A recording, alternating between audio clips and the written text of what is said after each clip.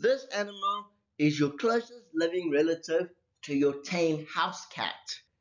Now, there's not a lot of these guys left because a lot of them have actually been interbred with our normal house cats.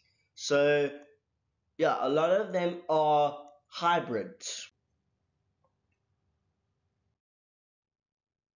The African wildcat faces several threats, including habitat loss, hybridization with domestic cats,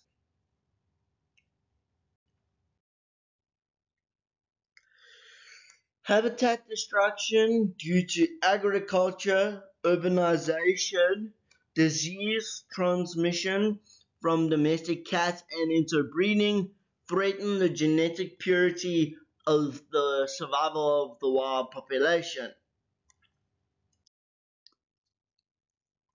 Efforts include habitat protection, public education, and research on genetic diversity.